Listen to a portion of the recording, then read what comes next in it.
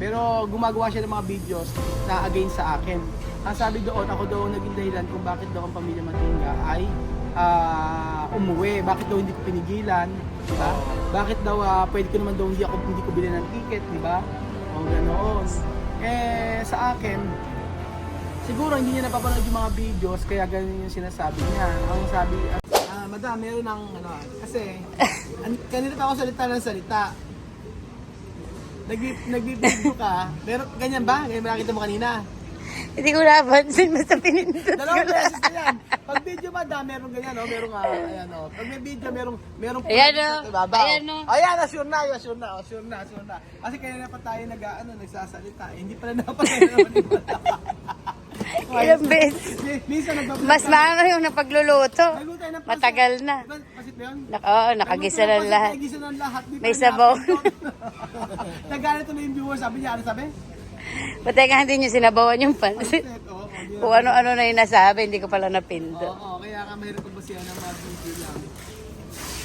Ayan mga amiga, magandang araw po sa inyo lahat. Ano yan? Makaswerte. Mahina ang negosyo dito sa City Hardware. Konti ang tao. So kailangan napapaswerte. Nagpusa ka? Ano? Hindi. Si George. Apoy! Si George yan. Si George, bakit? George, Pepa, ikaw. Tatay ni George. Ano yung pangalan ng tatay ni George? Sino to? Barney. Barney. Barney lang. Alam mo sino to? Barney. Ako yung Barney the Frog Explorer. Friends. Frog Friends. Magandang araw po sa inyo lahat mga amigo. Nandito po tayo sa City Hardware. Naghanap po tayo ng mga materyales para po sa mga projects natin. At syempre, ito si Kuya Belgium. Kanina pa dito at napakatahimik. Kuya Belgium, ba't napakatahimik mo? Ano ba ang problema sa mukha? Ay, sa sarili mo, sa'yo. Mga problema. Bakit bigla ka nakaganyan ka na siya? Natutulala. Natutulala ka lang. Totoo lang kasi marami ako iniisip. Ano iniisip mo like? Like yung Ano? Sige. Ano yung ulam mamaya? yung mga gastusin. Oh. Bakit sumasahod ka naman? Ano problema sa gastusin? Basic na yung gastusin. Ito sa sarili. Oh, ano ang problema sa iyo? Gastusin sa Wala araw-araw kami. pambili ng gamot. Anong gamot?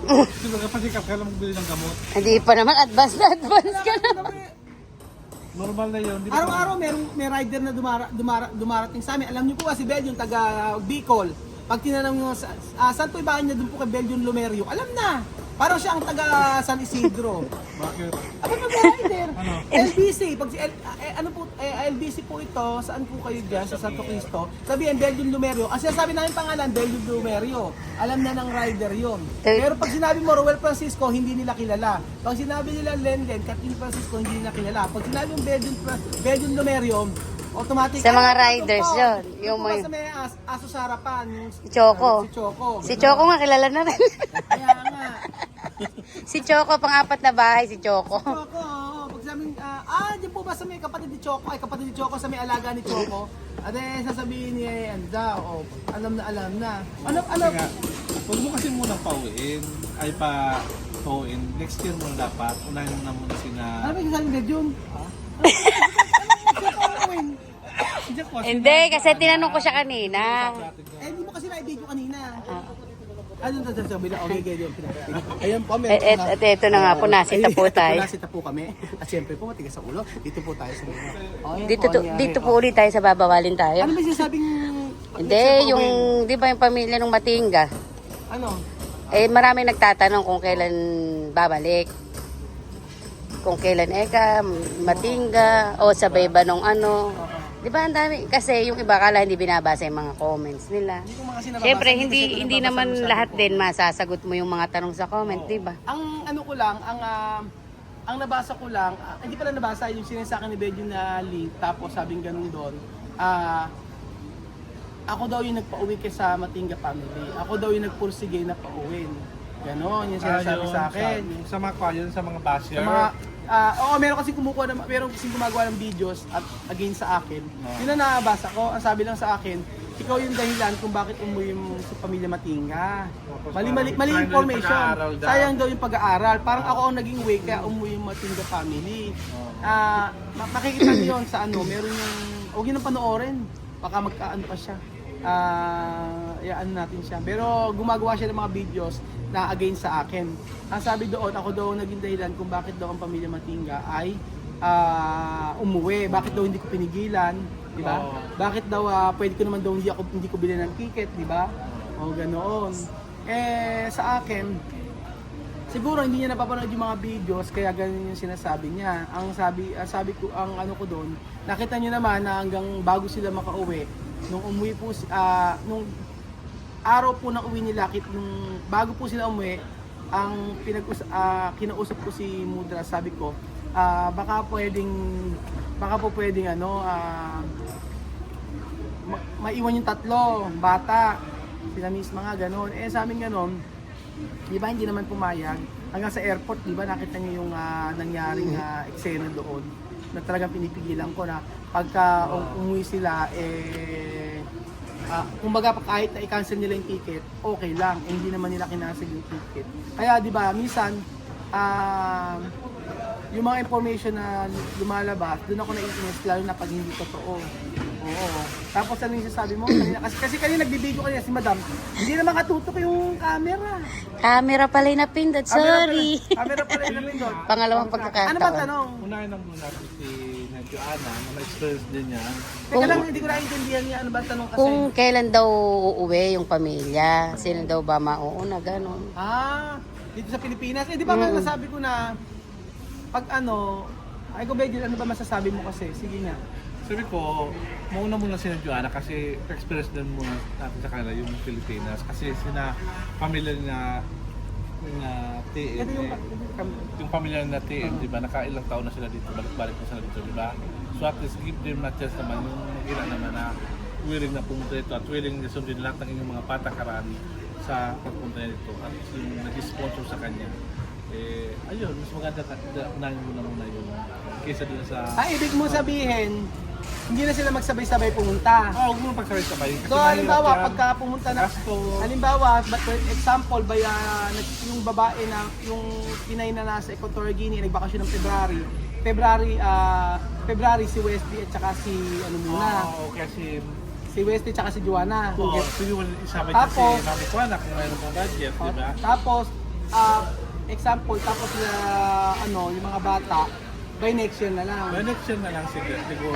Para sa akin kasi mahirap nung maraming responsibilidad, di ba? Ayun, mga ganun. Kasi mas mabuti yan. Tapos di pa man siya mag-aaral dito, June pang pasukan, di ba?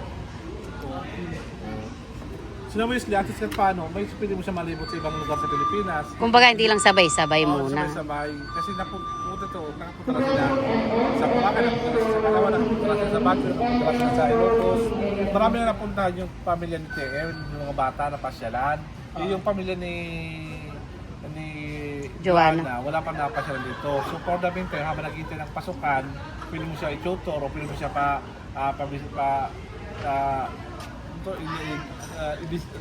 pasyal sa mga pasyalan dito sa Pilipinas na mga na hindi masyadong magastos. Tapos alam ko naman lahat naman yun ay sponsor ng kanyang lahat naman sponsor lahat yun ng kanyang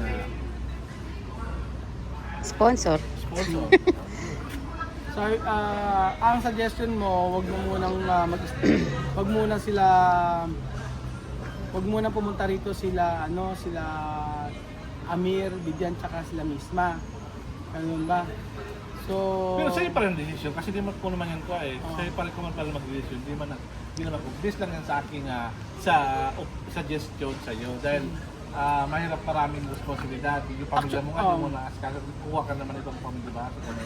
hindi ko na kasi yung oras, di ba kung tinabibigay mo sa oras sa pamilya mo, paano kung bibigay mo? ngayon malaki ng oras. Oo nga, kasi wala nga sila.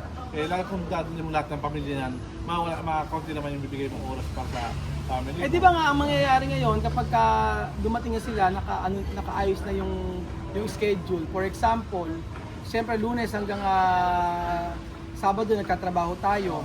Tapos kapag Sunday may family day lahat. Di ba ang sabi ko, ang ko ngayon lahat magche-church after noon family day o lilibot ganoon.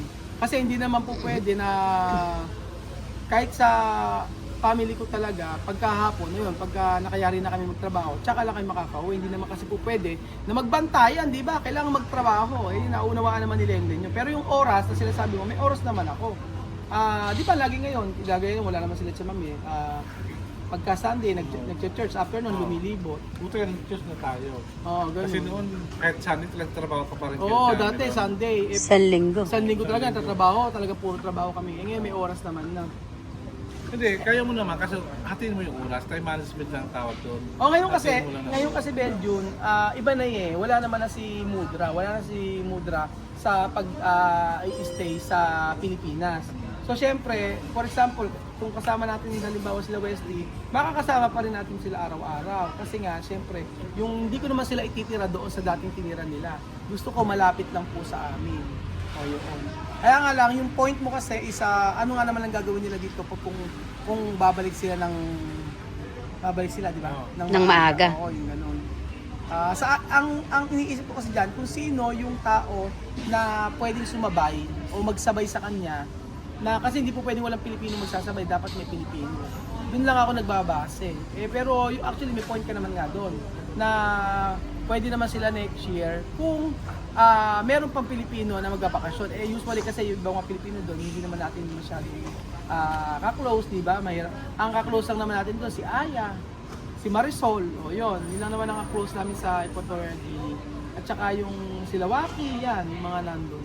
Pero nakadepende kasi ako kung sino yung tao na uuwi ng mas maaga. Pero by sa mga susunod na year, hindi nila kasi masabi kung kailan sila uuwi. Ganun na po kasi Equatorial Guinea. Halimbawa sinabi mo magbabakasyon ka, hindi naman po pwede na i-schedule agad ng 4 months, 5 months. Minsan biglaan, di ba? Si Marisol nga hindi naman niya uwi, bigla ang pinauwi bigla kasi may sakit siya, di ba? Ganoon. Ayun, ano sinasabi sa comment na hindi na babalik ang mga bata sa Equatorial Guinea. Or hindi muna sa ngayon wag munang pabalikin sa Pilipinas pala. Sa Pilipinas kung ngayon na kung kailan daw. Kung kailan daw. Ang gusto ba next year na ganyan na lang. Nakikita ko naman yung point ni Building. Sabi ko nga, nakadepende na ako kung sino yung magbabakasyon. Kasi June pa naman daw ang Oo, pasukan. di pa naman nga ang pasukan At saka ngayon, ang alam ko nga yung mga bata naka-enroll na sa private. Sa doon sa Equatorial Guinea. Ano ba? Nakausap ko si... Hindi ko alam. Kahapon, kausap ko si Mudra. In-enroll na ni Mudra yung mga bata doon sa Equatorial Guinea. Lahat sila sa private. So may ID, tapos may guard, ganun din. So, hindi kagaya dati sa public na public sila nag-aaral. Kasi Saan sila nag-aaral ngayon? sa basta magta-taxi pa sila tapos pagkayari basta naka-uniform sila na maayos, may ID, may guard, gano'n. Hindi sila pwedeng lumabas. Private school din. Private school sila nag-aral doon. Actually, kaya nga sa Sophie, tsaka Kaya sabi ko nga kay Mudra, huwag niya nang-enroll si Vivian Amel, tsaka sila misma doon. Kasi nga, masasayang lang yung pera. Pero enroll pa rin. In-enroll pa rin niya. Wala na problema kung in-enroll niya. Sa akin, at suggestion ko lang naman yun. So, titingnan natin kung kung kailan may uuwi na Pilipina dito sa Pilipinas o Pinoy na uuwi sa Pilipinas para maisabay ko. Yun lang naman ang maganda. Kasi syempre ang pipiliin ko na Pinoy na kasabay yung mga ka-close ko. Oo, kagaya nila Aya nga. O yung mapagkakatiwalaan, syempre yun lang naman. Hindi na po pwede katiwala ko sa Pinoy na hindi naman kakilala, di ba? Kabud mo na lang pinasabay. Oo, kabud ka na lang pinasabay, di ba? Syempre yung mga ka-close natin. Pero ikaw nga tanungin ko, madam. Ikaw, ano ang maisasuggest mo ba? Tama naman din yung sinabi niya. Kasi sila Joanna, hindi pa nila na-experience yun dito sa Oo. Pwede naman sa pasukan na. Kung nagtatanong sila kung sabay-sabay ba uuwi, pwede muna yung magnanay. Oo. Kasi gusto pala dati niya pumunta na talaga dito. Ako sila pumunta dito. Para ma-experience naman ng iba. Kasi hindi mo sila pababalikin. Kasi di ba naranasan na nila dito para maranasan naman ng ibang kasama nila dun sa Equatorial na mapasyal dito sa Pilipinas. Kaya June pa naman ang pasukan, di ba? Oo, June na pa ang pasukan. Kaya nga, titingnan po natin mga amigo. Basta kung sino po yung Pinay na po pwede. Kasi hindi nga po namin alam kung sino ang pwedeng magsumabay sa mga bata. Pero si Joanna po, tsaka si Wesley nga ay yun nga, pagka mayroong Pinay na sasabihin na namin anytime. Ganun po. Pero hindi ibig sabihin pero marami naman meron din nagsasabi na huwag na pabalikin lahat ng mga yan. Lahat. Ano ba, hindi si Joanna kahit siya yung nanay ni Wesley, hindi siya pwedeng pumunta Hindi rito nang walang kasamang Pilipino. Nahirapan kasi hindi naman sila marunong mag-English eh. Sa immigration malaking problema. Oo, So kailangan talaga merong parang isang mag-gagay din sa kanila pa uwi. Sa kanila sasabihin, merong silang kikitain din sa Pilipinas, may sign lang. Kasi first time din Oo, kasi first time. Saka hindi sila marunong mag-English. Yun ang problema. So ayun po mga amigo, basta update ko po kayo kung ano yung mangyayari sa mga susunod. Opo. Thank you so much po. Magpaalam na Thank you. tayo. Maraming salamat po. Para success tayo palumitan siya natin. Okay.